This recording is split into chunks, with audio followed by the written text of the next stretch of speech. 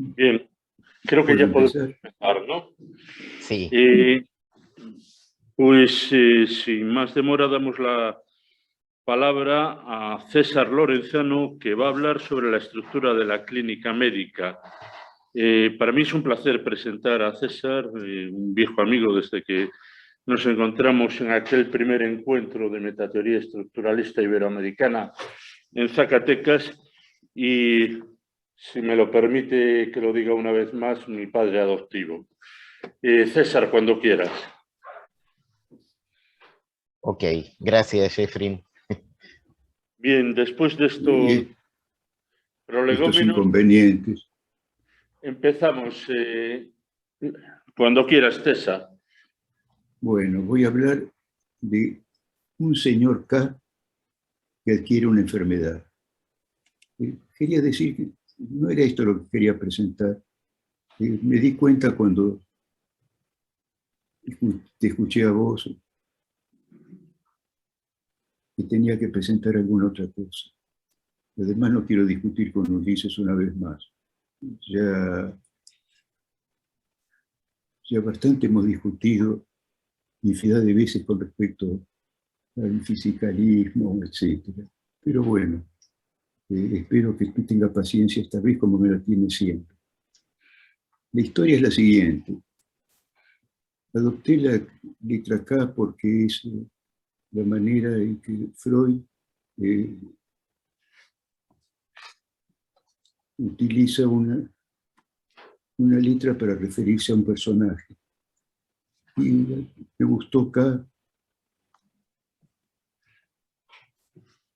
porque el personaje que voy a elegir tiene lo mismo que Kafka, o parecido.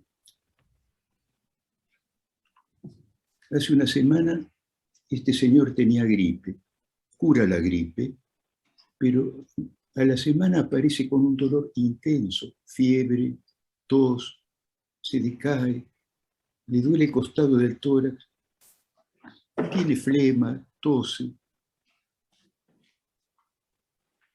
El médico va a verlo al doctor M y el doctor M lo revisa.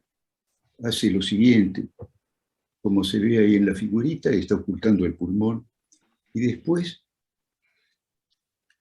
lo percute. ¿Qué es percutir? ¿Oyen el ruido? ¿Sí? Suena distinto cuando algo cuando hay líquido o no hay aire, a que cuando hay aire. Esto fue descubierto, una técnica de lo más curiosa, cuando uno de los principales padres de la medicina tenía una vinatería y percutía el tonel con vino para saber a qué altura había líquido y cuánto se había consumido. Después lo adoptó a los pacientes y ahí está percutiendo M acá. Encuentra que en vez de tener la sonoridad, es como si fuera sólido. Supone que tiene una neumonía. ¿Qué es el soplo tubárico? Escuchen cómo respiro yo. Uno escucha cómo entra el aire. Pero si tiene una neumonía, escucha así.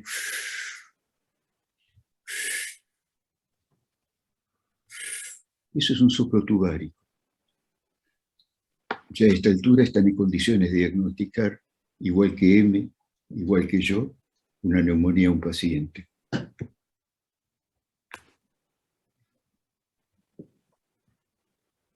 Con esta sintomatología, signos y sí, signos,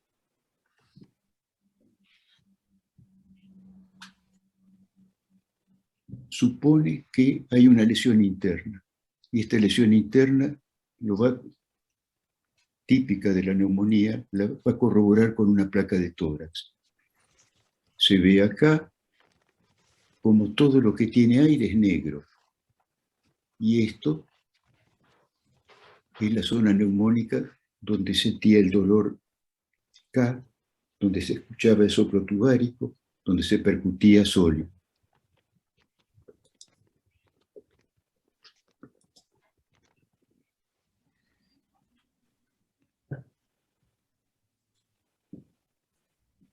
La evolución normal de la neumonía es una semana.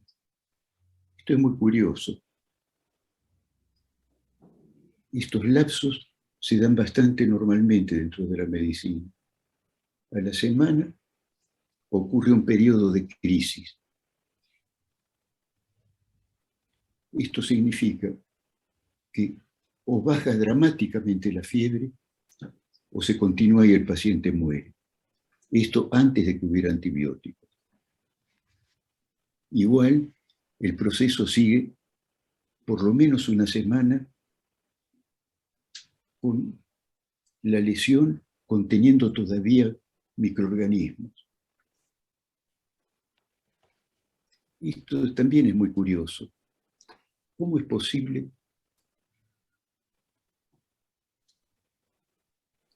que el dolor pueda estar en otro lado, pueda ser más extenso,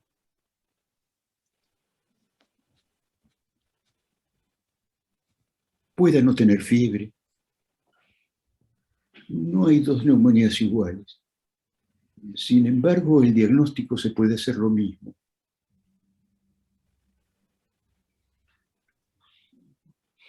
Además, aunque se den todos estos casos,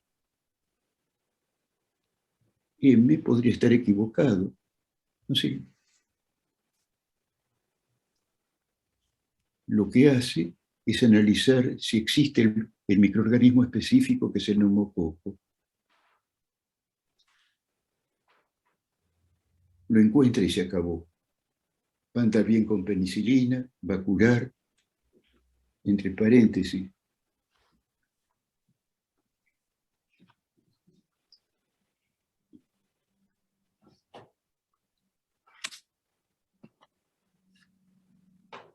El tratamiento es parte también del diagnóstico.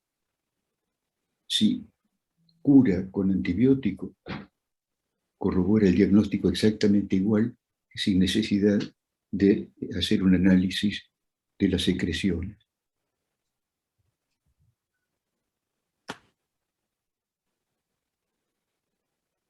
¿Qué ha hecho M mientras tanto? Escribe una historia clínica. Esto es característico de la medicina desde la época de Hipócrates. Hipócrates describe 42 pacientes y siempre con el mismo tipo de estructura que vemos ahora. Esto anota lo que siente el paciente y lo que se encuentra en el examen físico, signos y síntomas de la enfermedad. Pero el lenguaje observacional no es ingenuo. Interviene lo que se llama la semiología. Esto hace, por ejemplo, que donde un lego ve manchitas en la piel,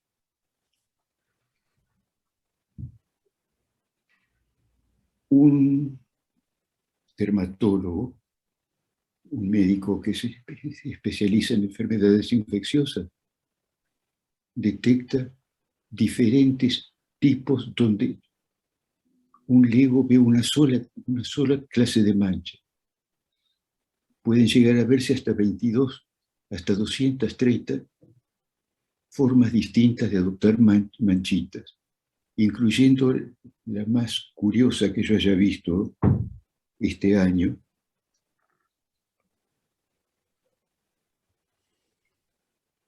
en una paciente que era imposible saber por qué tenía esa erupción y qué era esa erupción, porque era indistinguible de cualquier otro tipo de erupción que se conociera, como sarampión, varicela, viruela, etcétera, etcétera. Era una manifestación cutánea de la sífilis.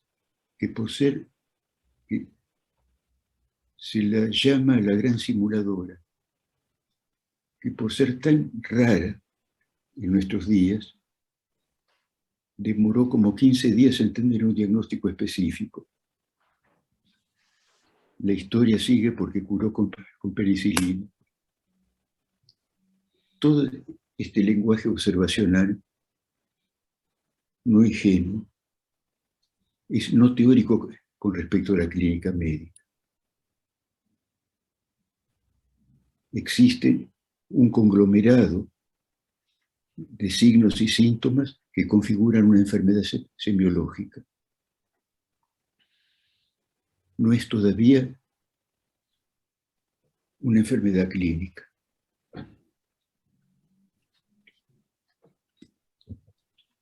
La condensación pulmonar es teórico con respecto a la semiología.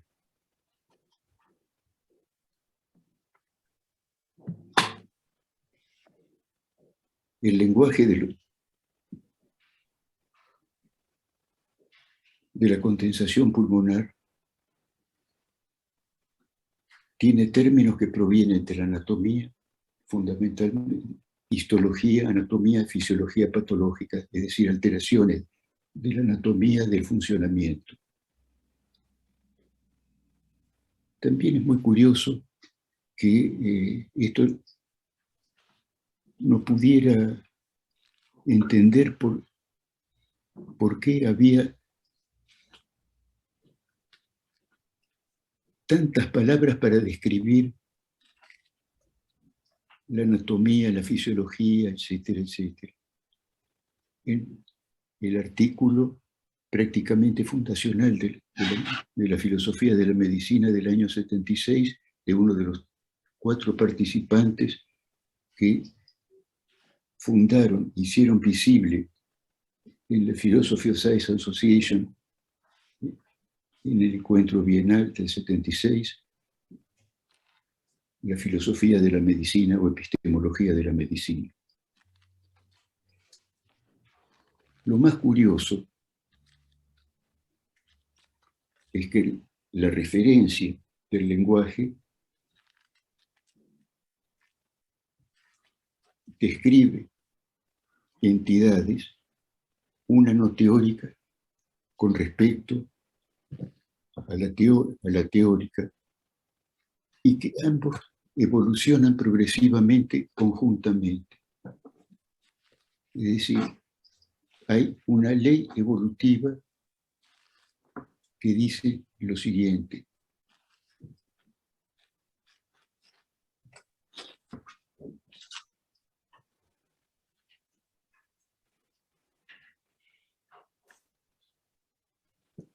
eso lo leyeron, la doble causalidad de signos por la anatomía y la fisiología. Los signos son causados por las lesiones internas y las lesiones internas por un microorganismo específico.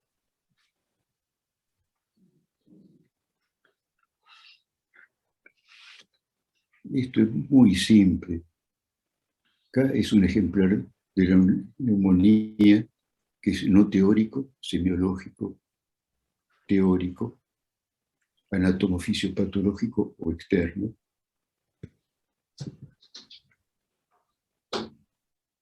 Y actual, si evolucionan conjuntamente las lesiones y los signos y símbolos desde el tiempo T1 a T2. No utilicé en esto ningún tipo de herramienta matemática. Sí pueden reconocer el lenguaje propio del estructuralismo y la forma de caracterizar lo que para la concepción estándar sería observacional o teórico.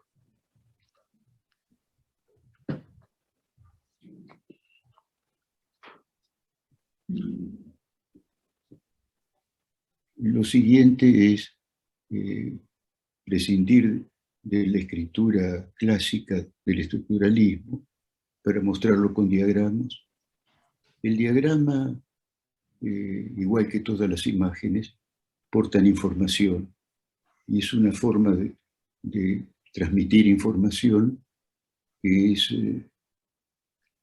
más sencilla que la información escrita en teoría de conjuntos y en lenguaje lógico.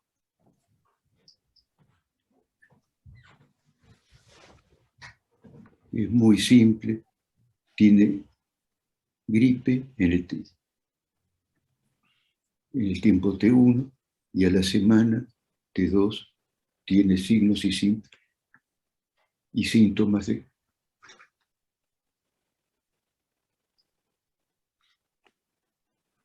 que reaparecen habiendo curado ya la gripe.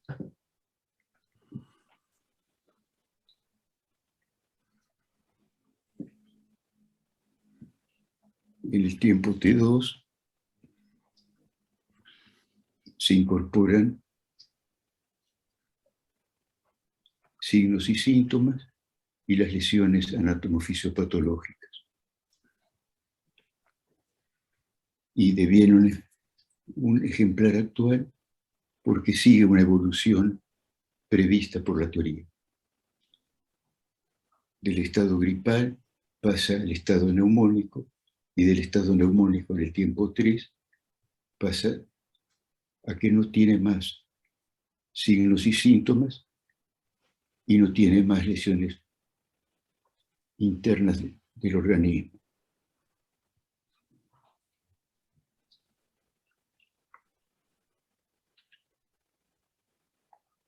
Puede ser que no evolucione. Si no evoluciona como es previsto, o es un caso insólito, cosa que puede ocurrir. Habíamos dicho que no hay dos pacientes iguales.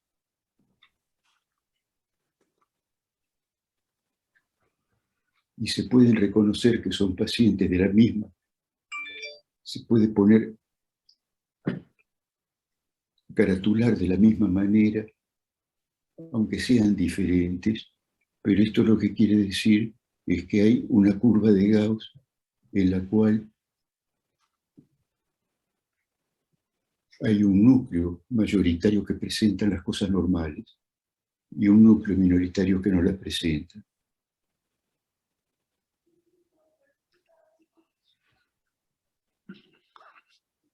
En la evolución interviene la acción humana, que también corrobora que se trata de la neumonía, se cura con penicilina o un antibiótico específico actual, es una neumonía.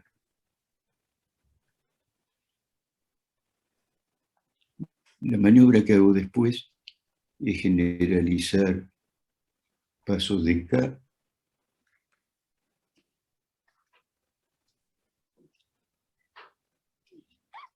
a un conjunto de ejemplares de otras enfermedades.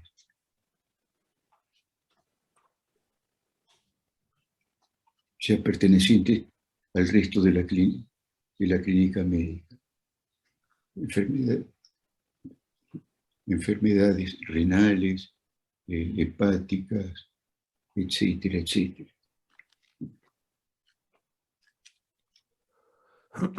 Esto es lo que hice, generalice simplemente, de tal manera que esta estructura puede aplicarse para describir cualquier tipo de enfermedad.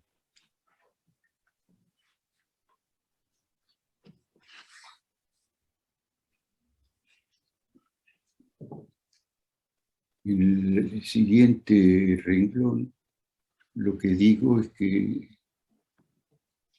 no hay un realismo de la enfermedad, no hay la enfermedad como tal, sino que es simplemente un término que designa el grupo de los ejemplares.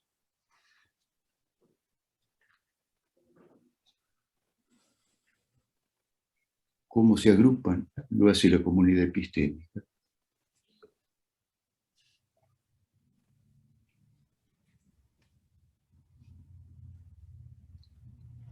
Este es un viejo dicho de Hipócrates: no hay enfermedades sino enfermos.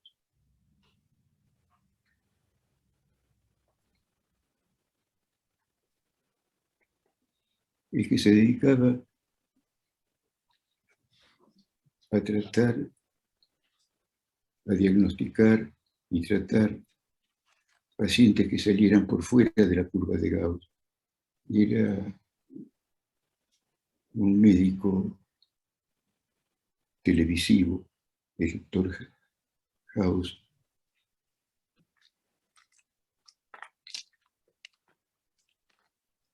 que veía perfectamente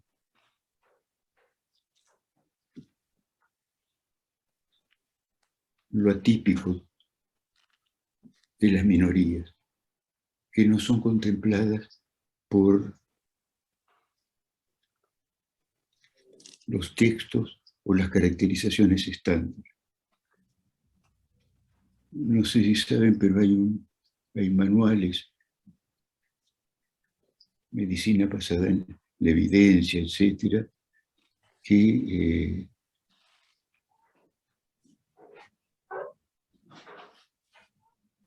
establecen específicamente cada paso que hay que dar,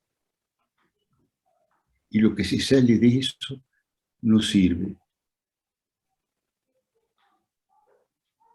Resulta muy difícil hacer entender a los epidemiólogos y a los médicos y a los investigadores clínicos la tipicidad de ciertos factores, de ciertos pacientes. En mi caso particular, por ejemplo, yo no tengo alteración del olfato, cosa que es típica del Parkinson. Hay un artículo muy notable de un investigador clínico que refiere a una prueba de tratamiento con un medicamento en el que hay 600 pacientes y otro grupo control que no tiene la enfermedad y otros 600 pacientes, y se le da una medicación y se ve que no funciona. Y entonces se rechaza. La pregunta que se hace este investigador clínico es: ¿no funciona para los 600? ¿O no habrá un subgrupo para los que funciona, pero que es oculto por la estadística de la mayoría?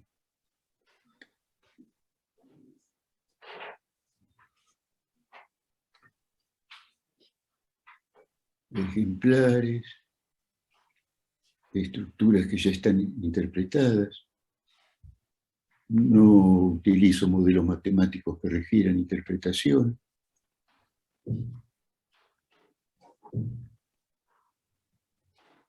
Esto es lo que se hace habitualmente. Y esto es lo que no quería decir.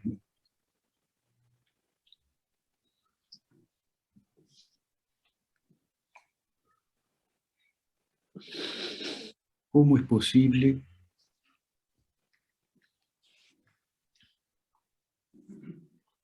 que una enfermedad sea una estructura matemática?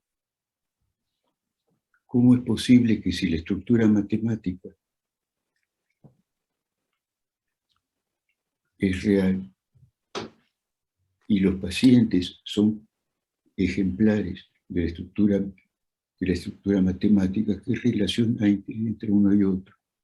Y esto es el clásico problema del platonismo, que no voy a discutir ahora, ni tengo ganas.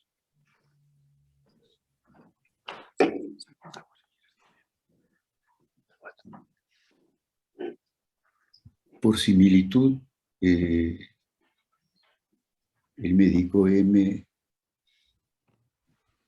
que conoce desde el hospital otros pacientes similares, lo encuentra similar a ellos y entonces hace el mismo tipo de hipótesis a que lo lleva, pero las semejanzas son estructurales, no son fenoménicas. El axioma evolutivo, como en cualquier teoría, lo que hace es predecir.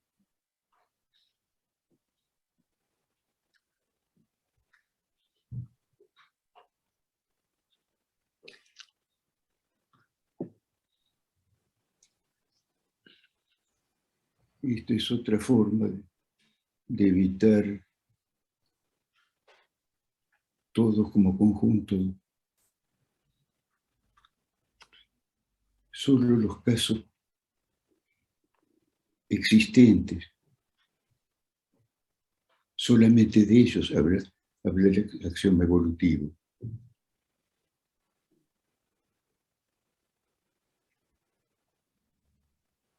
Eso ya está dicho. Esto es una simple caracterización de lo que se llama, de a qué se puede llamar una ciencia aplicada. Es transformar un sistema empírico en un ejemplar de una teoría ya conocida.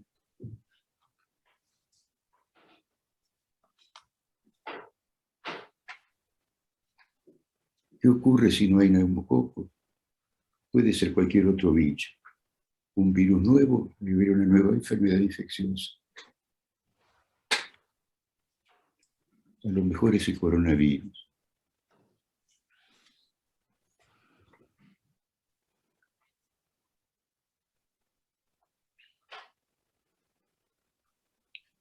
Al igual que el estructuralismo, considero que hay dos planos, uno teórico y otro más básico, y uno teórico con respecto a la teoría completa. Son situados espacio-temporalmente, incluyendo el término teórico. Me parecería muy raro que fueran entidades abstractas.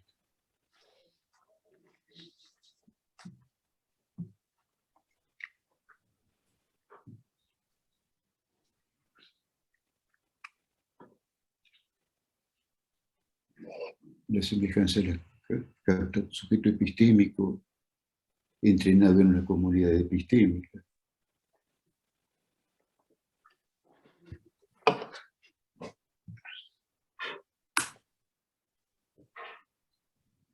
Y hice esto desde el punto de vista fisicalista.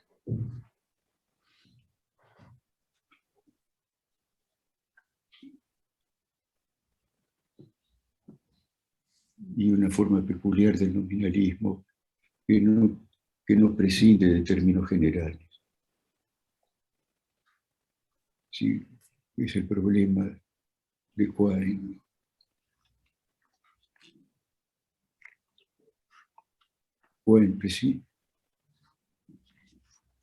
Quine tiene un programa nominalista por el cual busca eliminar los términos generales y esto no me parece correcto. Si los términos generales son absolutamente imprescindibles.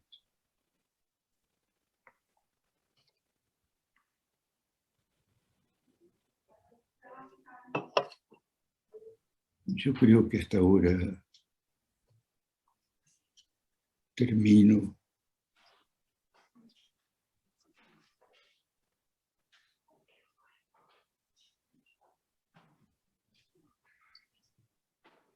Me fatigo y no sé si quiero seguir más, pero puedo contestar preguntas, etc.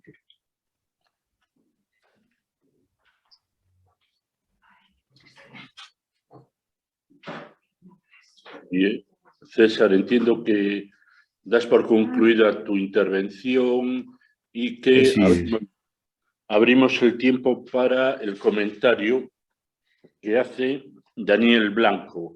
Si sacas la presentación para que podamos ver a Daniel mientras habla, te lo agradecemos, César.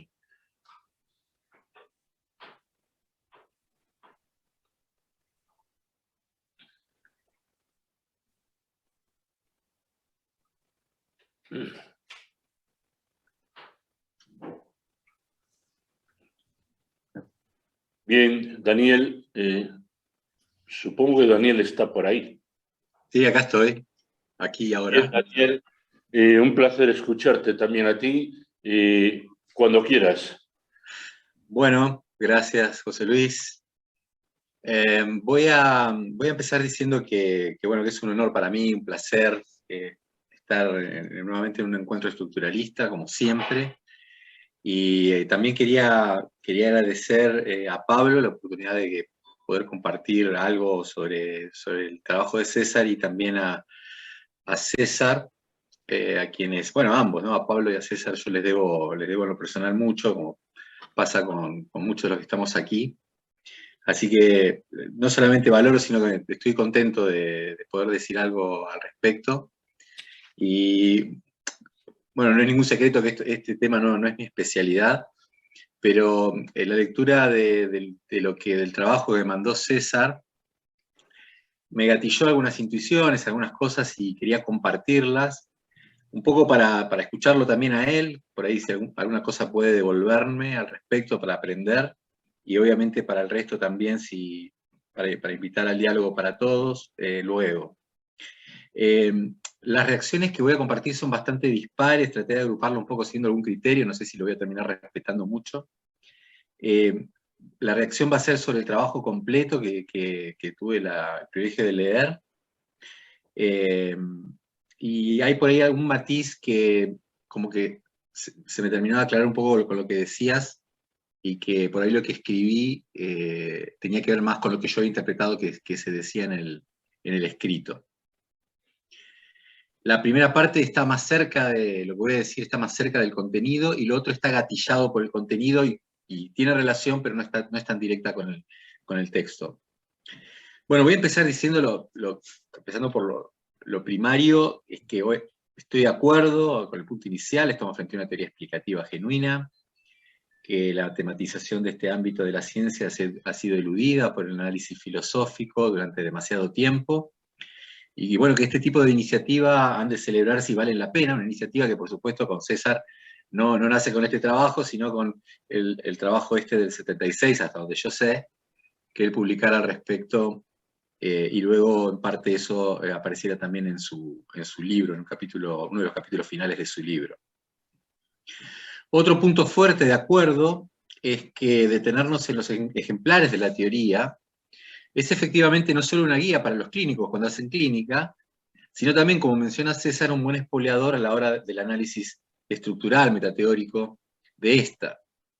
Como bien sabemos, evaluar distintos ejemplares de una teoría suele ser la llave para detectar tanto aquello que todos ellos comparten, tienen en común, como aquello que los hace únicos en comparación con el resto, lo cual a la postre presta buenos servicios para la ordenación jerárquica de una estructura teórica. Y también estoy de acuerdo que algo por ahí, en la presentación ahora no se dijo tanto, pero sí está dicho varias veces en el escrito, que hay algunos aspectos peculiares de esta teoría, y que a mí me hicieron me hicieron pensar. A veces algunas cosas lo consiguen. Entonces yo dividí la presentación en dos partes. La primera van a ser entonces comentarios directos, son 3, y luego voy a dedicar unos minutos a lo que se me ocurre, algunas cosas que parecen como distintivas de esta disciplina, al menos, otra vez, para un neófito a primera vista. Empiezo entonces con los 3 comentarios. El primero tiene que ver con una ley general que vos, decís, explícitamente que no querés decirlo, pero también decís al final, César, que se podría decir en términos de una generalidad ahí, y los destinos posibles del paciente. O sea, la diferencia que mencionás entre lo que se espera que suceda con el paciente dado el diagnóstico y lo que se espera que suceda con el paciente dado el diagnóstico y el tratamiento. Es decir, Como decías, la clínica no se agota en el diagnóstico explicativo de los aspectos semiológicos, sino que incorpora los tratamientos correspondientes. Los pronósticos cambian en ambos escenarios y que estos se den corroboran que el diagnóstico era correcto. Por supuesto, la misma corroboración cuenta si se confirman los pronósticos de la evolución del cuadro, si no se involucra el tratamiento. Y esto me parece que da alguna pista para la ley general, aunque hay algunas complicaciones, como por ejemplo el hecho de que los resultados finales no sean ceros y unos, o ceros o unos, es decir, curación o deceso, por ejemplo, puesto que tenemos que contemplar otros escenarios que todos sabemos que se da, como por ejemplo enfermedades cuya remisión pueda lograrse sin incursión del tratamiento, o con el tratamiento incorrecto, o con un placebo, o si no se da la recuperación total, el desenlace no es siempre el de la muerte, sino, como vos también decís en el trabajo escrito, puede darse una recuperación con secuelas. No sé, tal vez el destino del paciente, la diferencia entre un escenario y el otro, se puede expresar en términos de algo, una cuestión deseable o menos deseable, no sé, habría que pensarlo un poquito. Lo segundo que tengo apuntado, lo voy a tratar de reelaborar un poco de acuerdo a lo que escuché recién, porque es un poco diferente el modo en que lo entendí ahora que te escuché que cuando te leí. Vos comentabas en el escrito que la condensación pulmonar explica la causa de la enfermedad semiológica del caso que presentabas, y hacías ahí la distinción entre ambas esferas, en tanto una está más próxima a la experiencia que otra. Entonces yo esto lo quería poner un poco en diálogo en dos sentidos. En primer lugar, lo que quería decir es que cuánto es accesible a la experiencia en el ámbito semiológico también parece un poco dispar, puede ser dispar. Por ejemplo, la fiebre creo que es más fácilmente perceptible que el resultado de la percusión torácica que mencionabas. Y esto no nos lleva a pensar que hay dos planos. Por ahí también conviene la distinción siguiendo el criterio del modo de determinación mediada por tal o cual teoría, más que cuán próximo está el término en cuestión a la experiencia. Preservaríamos así una distinción, eludimos los grises y nos mantendríamos con el enfoque estándar. En segundo lugar, si bien en principio parece razonable que la condensación pulmonar tenga como consecuencia los signos y síntomas descritos del caso, la explicación no es del todo satisfactoria en tanto que todavía hay que explicar la condensación pulmonar. Entonces parece que acá, esto es lo que escribí, pero por ahí hay que reelaborarlo de acuerdo a lo que escuché, hay una cadena de factores y tal vez la condensación pulmonar es uno de ellos y es parte también de lo que hay que explicar más que parte de la explicación del cuadro en sí mismo. En resumen, no tengo ningún reparo en que haya una distinción entre enfermedad semiológica y enfermedad clínica, sino por ahí quería pensar un poco más el punto más provinciano de que sospecho que la condensación pulmonar también es un término no teórico, y que si no lo fuera, al menos la discusión es un síntoma de que las fronteras son borrosas.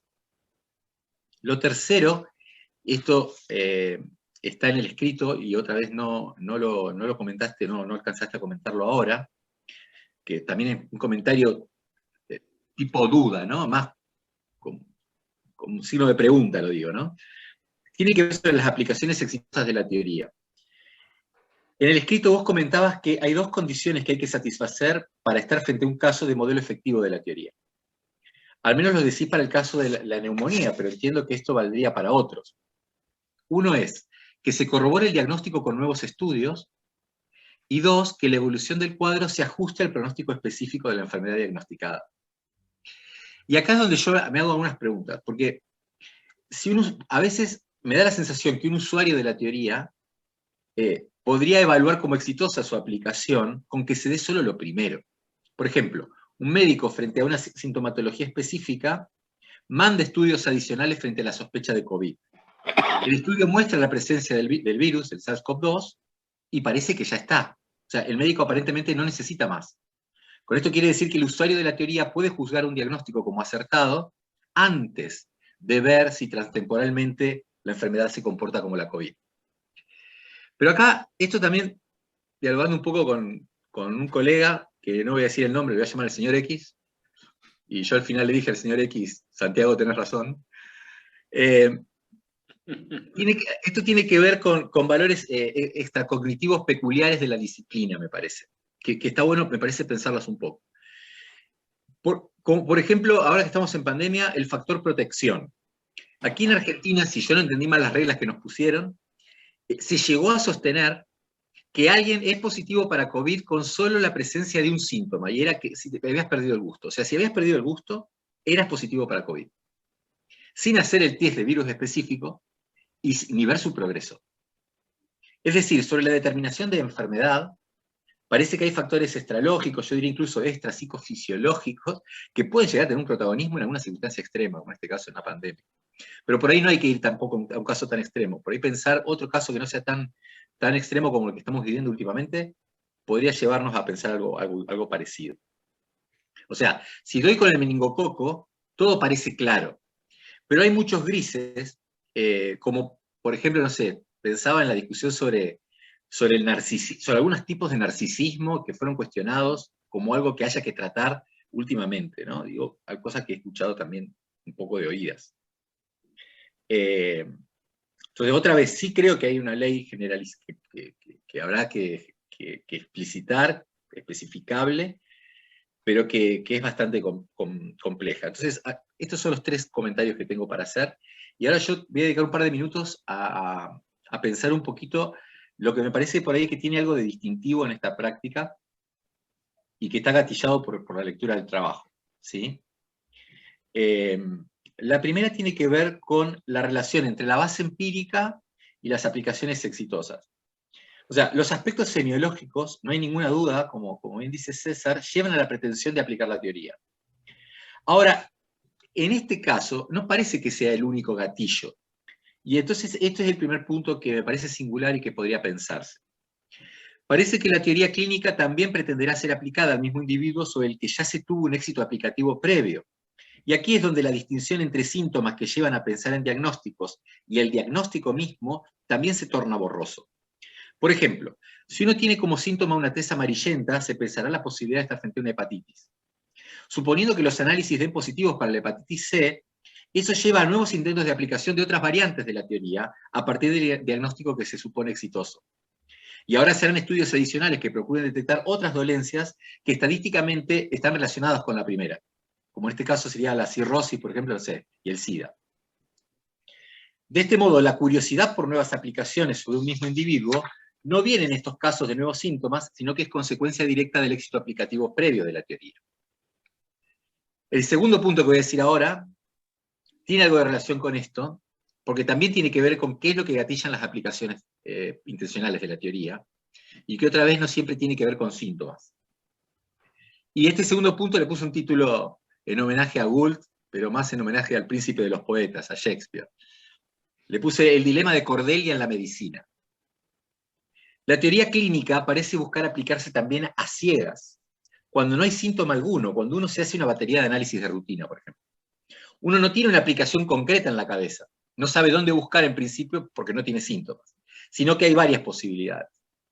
El análisis procura barrerlas a varias de ellas, en especial justamente aquellas dolencias así llamadas silenciosas, que pueden estar afectando inadvertidamente al paciente a pesar de no tener síntoma evidente alguno. Lo que hace que se busque la aplicación no es una sospecha ante el interrogatorio al paciente o alguna señal ante la palpación o inspección, sino la ausencia de alertas. Y en esto sí constituye un criterio para el tipo de análisis que se ha de ordenar. Como trágicamente descubrió el rey Lear, y menos dramáticamente la paleontología evolutiva, el silencio de síntomas cuenta como mensaje, tiene valor heurístico en la práctica médica.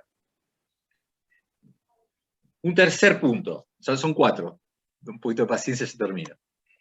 Otra cuestión que invita a la reflexión es cómo el éxito aplicativo afecta a las expectativas. Muchas veces pasa que los mismos síntomas pueden explicarse por más de una dolencia, pero cuando pasa eso, el barrido de las posibilidades aplicativas es selectivo. Heurísticamente, primero se va por procurar dar con la enfermedad más perjudicial para luego seguir con otros diagnósticos. Y acá hay algo que es intencional, en el sentido de que tiene que ver, bueno, es intencional, pero en un sentido distinto de por ahí lo pensamos usualmente. En el consultorio, el médico, hipócritamente o no es entusiasta de ciertos éxitos en su búsqueda. De hecho, suelen decirlo exactamente al revés. Buscamos primero descartar, no confirmar, los diagnósticos más sombríos con la intención de continuar el barrido por dolencias menos nocivas. Cuando lo que está en juego es una persona, el enfermo, los aspectos intencionales se tiñen. Para los casos de diagnósticos de pronóstico pesimista, hay un sentido en el que los usuarios de la teoría quisieran que sus especulaciones no se vean refutadas y no confirmadas. Algo insólito para un programa de investigación. Naturalmente, dar con un diagnóstico es un acierto en el sentido corriente de que la teoría se aplica con éxito al paciente de turno, pero en otro sentido que también es intencional, esos mismos usuarios hubieran preferido que no fuera así. Se trata de una forma de éxito aplicativo indeseada y a la vez buscada. No se descorcha por el éxito de estos diagnósticos, y entonces hay un sentido pragmático, y otra vez hay que pensar el éxito aplicativo. Y lo último, por ahí es lo más panfletario, es lo más Dr. House, pero también para pensarlo un poco. ¿Qué hacer ante la ausencia de experimentos cruciales? Supongamos el escenario hipotético en el que dos diagnósticos rivales explican con precisión similar el conjunto de síntomas. Supongamos que no es posible que se esté padeciendo ambas enfermedades sin que se generen nuevos síntomas y que al menos por ahora los tales están ausentes. Finalmente, supongamos que de ser cierto un diagnóstico llevaría al paciente a un estado irreversible y sin paliativo alguno, mientras que el otro alude a una dolencia que podría remitir con el tratamiento adecuado, pero que, de no hacerse nada al respecto, podría con alta probabilidad también ser mortal. ¿Qué se hace? Heurísticamente se va a optar por creer, por aceptar la hipótesis del diagnóstico sobre el cual se puede hacer algo y se actuará en consecuencia, como si estuviéramos frente a una aplicación exitosa de un diagnóstico y no del otro. Parece que hay algo equivalente a una virtud epistémica que lleva a aceptar una hipótesis y dejar de lado otra, por cuestiones que no tienen que ver con la adecuación empírica, ambas son equivalentes en ello, en este punto, sino más bien con una promesa de remisión que da el tratamiento que solo está presente en uno de los escenarios posibles. El clínico aceptará un diagnóstico y no otro, porque en un caso puede hacer algo y en el otro no. Entonces, aquí es como que, no sé, como hay como una suerte de virtud epistémica atípica vinculada con la esperanza de reversión o algo así. Bueno, gracias César, gracias Pablo y a todos por la paciencia. Era lo que tenía para comentar. Gracias a vos, Dani. Muchas gracias, Daniel. Le cedemos la palabra a César Lorenzano de nuevo, por si quiere comentar alguno de los comentarios que le acaban de hacer Daniel. Sí, simplemente el trabajo lo único que quiere hacer es describir, utilizar una historia ficticia para establecer la estructura general de las enfermedades clínicas. Y que esta estructura general tiene que ver, puede presentarse sin aparato matemático dentro de la concepción estructuralista. Por supuesto, incluso yo traería las 5.000 páginas de clínica interna o medicina interna de Harrison. Se describe más de una enfermedad.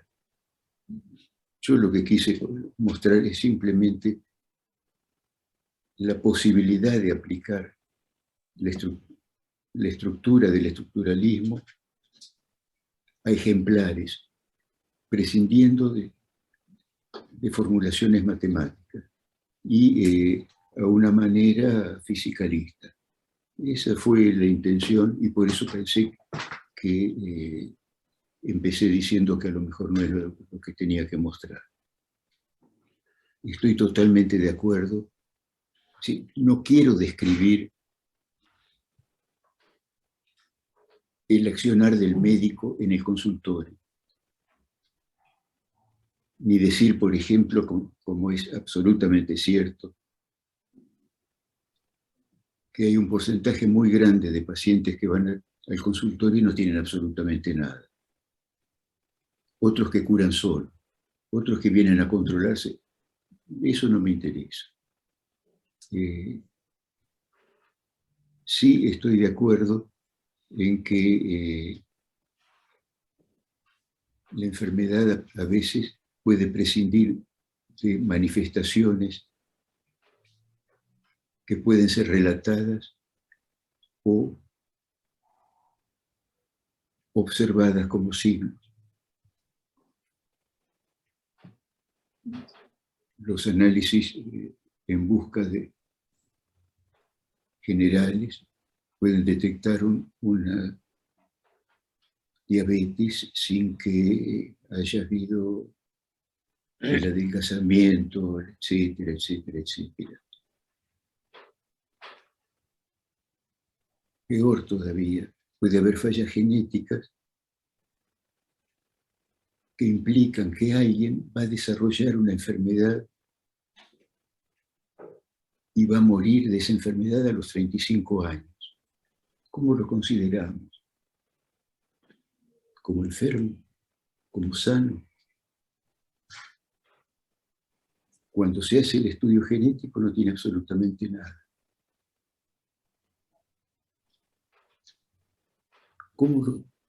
¿Qué seguro de vida le podemos dar?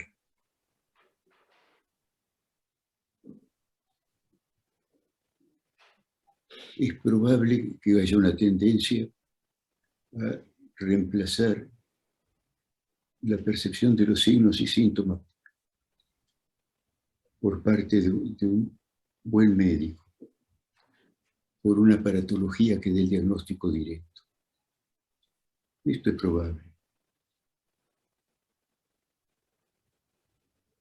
Cada vez más las máquinas, y sobre todo con la inteligencia artificial, pueden dar diagnósticos sin intervención prácticamente de un médico que sabe. Pero también quiero decir que el enfermo pasa de ser enfermo a ser paciente y que la intervención de alguien que lo trate, que lo cuide, sigue siendo indispensable. Con respecto al COVID, si yo quiero distinguir específicamente entre los investigadores médicos básicos que estudian el aspecto inmunológico del bichito, etcétera, etcétera, etcétera, de los investigadores clínicos que están viendo cómo pueden hacer para diagnosticar y intentar describir las posibles evoluciones de la enfermedad. Esto se va a saber dentro de 5 años, 5, 10 años. Se sabe ahora que hay efectos de larga duración que van más allá de los 20, 30 días que dura un COVID. Sí se sabe de eso. En cuanto a la ley evolutiva, te digo, varía según el paciente, según la enfermedad, según el paciente. No sé qué más decirte. Bien. Abrimos un turno de intervenciones para toda aquella persona que quiera comentar algo acerca de la charla que nos ha dado César e incluso de los comentarios que después ha hecho Daniel.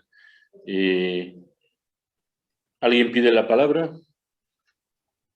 Xavier, por favor, acércate. Xavier de Donato va a hablar.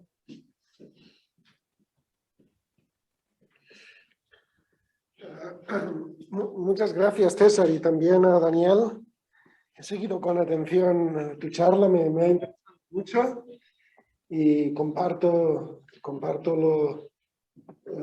las ideas que has vertido aquí y después también las observaciones de Daniel.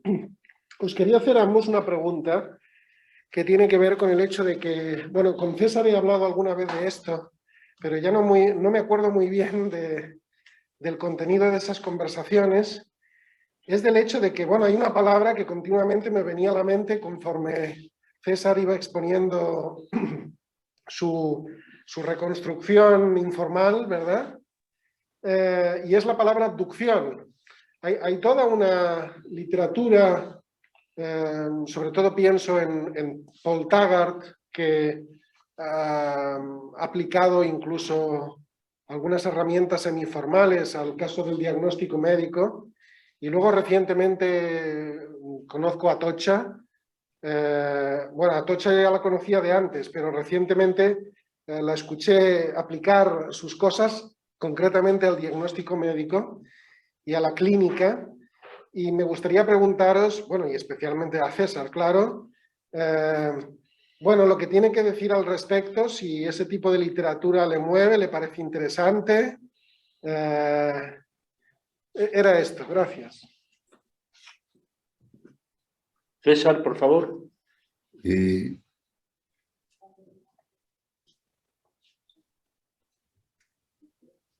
Hay discusiones acerca del diagnóstico médico desde hace mucho tiempo. Yo preferí no hablar de abducción y atenerme a las consideraciones de Kuhn y de la concepción estructuralista, de los parecidos entre ejemplares, y que estos parecidos son estructurales. No quise hablar de otro tipo de cosas.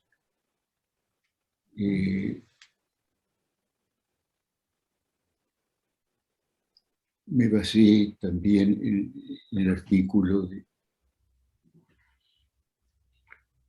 nombre no me acuerdo en este momento, que es la solución de Wittgenstein al problema de los universales. Y hacia un nominalismo de semejanza de Gonzalo Pereira o algo así.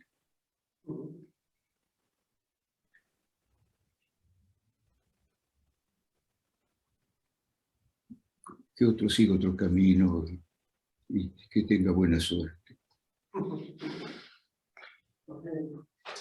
Lo haremos, César, lo haremos. Daniel, ¿quieres añadir algo por tu cuenta? No estoy informado al respecto del autor que mencionaba Javier, así que no tengo nada que decir al respecto. Muy bien, ¿alguna otra intervención?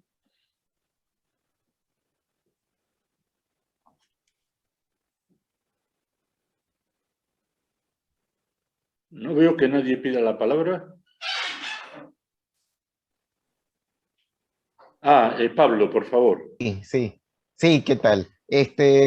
No, solo para, creo que, creo que hay dos aspectos. Uno, el que quiere discutir, y otro, el que no quiere discutir, papá. Sobre el que quiere discutir, creo que es realmente un aporte importante el análisis que él hace en términos informales de el diagnóstico clínico. Realmente eso creo que es un gran aporte para la filosofía de la medicina en general y específicamente trabajando dentro de nuestra línea, y que en relación con lo que no quiere discutir, puede seguir haciéndolo de ese modo, y no hay ningún problema, es perfectamente compatible una presentación informal con luego hacer quizás utilizar simbolejos distintos o de diversa índole para decir quizás de otro modo cuáles son las ideas básicas contenidas en su análisis informal y presentado ahora verbalmente y a través de diagramas. Nada más eso. Gracias, Pablo. ¿Quieres añadir algo más, César? No, no quiero. No creo, porque tendría que entrar en la discusión del realismo, antirrealismo, nominalismo, nominalismo, platonismo, no platonismo. No es el objeto de mi charla hoy. Sé que me estás provocando, César, pero como buen moderador y dado que no es el objeto de tu charla, no caeré en la tentación. Me estoy mordiendo la lengua y seguiré mordiéndomela. Bien, si os parece... No te hagas problema, porque tu lengua debe ser abstracta, así que si te mordes no pasa nada. No, la mía es muy concreta. Lo que es abstracto es otra cosa. Bien, si os parece, como vamos mal de tiempo, porque se prolongó la primera intervención más de lo que estaba previsto, y no veo palabras pedidas, si hubiera alguna, es la última oportunidad para intervenir. No hay, entonces, perdón. Quiero hacer dos observacioncitas, si es posible. Juan Manuel, rápidamente. Muy rápidamente porque estamos muy mal de tiempo. Con respecto a la que no se quiere discutir, me parece que vale la pena trabajar el tema de Peirce, que es prácticamente uno de los teóricos más importantes de la semiología en general, y introduce el tema de la abducción, que puede ser útil para desarrollar estos temas de los que César, digamos, no quiere hablar. Y lo otro es simplemente, supongo que cuando hablas de términos no teóricos es en el sentido estructuralista. O sea, no es que no tengan una teoría de base, sino que son simplemente que no dependen de la teoría, digamos, en este caso. ¿Sí? Exactamente, así es. Eso es lo que digo. Es no teórico con respecto a la teoría, pero es teórico con respecto a la semiología. Y además elimino lo que sea observacional. Si no creo que haya que haya nada observacional. Esto no existe. Existen descripciones de observaciones, que es distinto. Y las descripciones pueden ser correctas o incorrectas. Si todo se da en el lenguaje no se compara con el mundo. El lenguaje no tiene la estructura del mundo, pero puedo tener maniobras de distinta índole, perceptuales, manuales, manipulación, que aportan hacia la aceptación de que algo es observacional. Además, en la ciencia actual prácticamente no hay nada que se observe. Todo es registrado por aparatos que dan a su vez diagramas, un flujo de datos. Nadie mira el cielo, sino los observatorios registran en placas, etcétera, etcétera. Son números o imágenes que provienen de aparatos. Popper atribuye a esto como una distinción importante epistemológica y se lo atribuye a Winston Churchill. Eso lo sabéis, así que sí, yo creo que no hay tal cosa como la observación dentro de la ciencia, ¿no? Y después discutiremos qué pasa en el sentido común, si vemos a través, como pensaba Carnap incluso en el Afgao, a través de estructuras perceptuales que pueden ser la de la Gestalt, como lo dice él, o una Gestalt historizada a la Piaget, o específica de cada disciplina o de cada campo cultural. Muy bien, pues ahora sí tenemos que dar por zanjada esta parte de las jornadas del encuentro y sin más pausa pasamos a la siguiente intervención